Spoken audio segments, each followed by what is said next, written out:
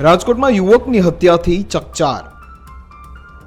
પત્નીના પ્રેમીએ જ ઉતારી દીધો મોતને ઘાટ.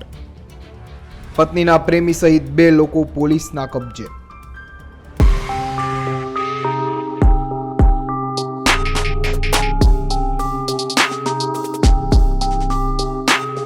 રાજકોટ પોલીસના સકંજામાં ઉભેલા આ શખ્સોને જુઓ, જેનું નામ છે સાગર મકવાણા અને સંજય સોલંકી.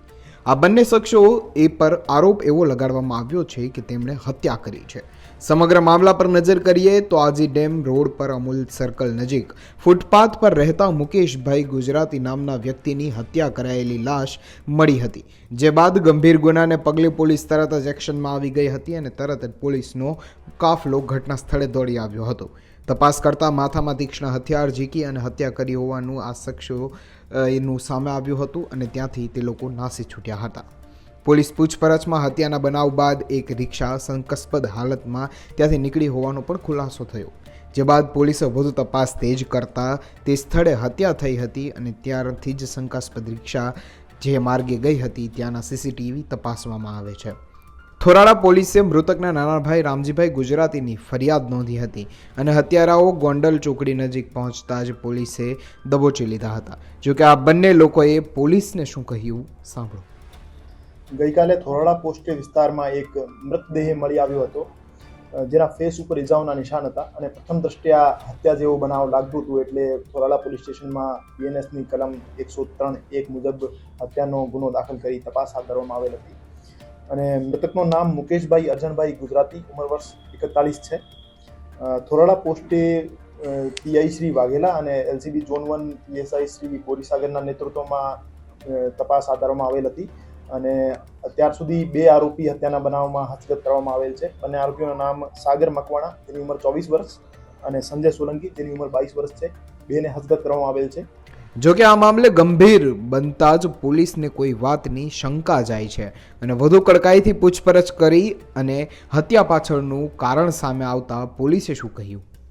સમગ્ર બનાવનું કારણ આ હતું કે મરણ જનારના જે વાઇફ છે એમના આડા સંબંધ આરોપી સાગર મકવાણા સાથે હતા અને સાગર મકવાણાને અને એમના વાઇફને વચ્ચે પહેલા મરણ જનાર અડચણ રૂપે થતા હતા. એટલા માટે ઝઘડો થયો અને પથ્થરના ઘા કરી એમની મોત નિપજાવવામાં આવેલી.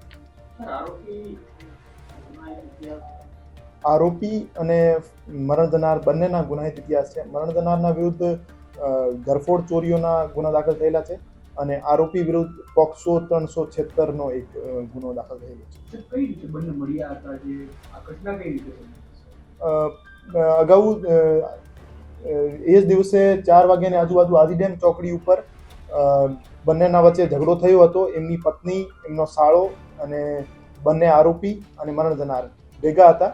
પછી એમની પત્ની ત્યાંથી જતી રહી હતી તો જે મરણ જનાર અને આરોપી બંને રિક્ષામાં પત્નીએ ગોતતા હતા અને મીનવાઇલ એમનો વચ્ચે ઝઘડો થયો અને આરોપીએ મરણ જનારના ફેસ ઉપર પથ્થરના ઘા કરી એમની મોત નિપજાવી. આરોપીને અત્યારે હસ્તગત કરવામાં આવ્યો છે ગોંડલ ચોકડીથી. પછી અત્યારે અટક કરવાની કાર્યવાહી ચાલુ છે.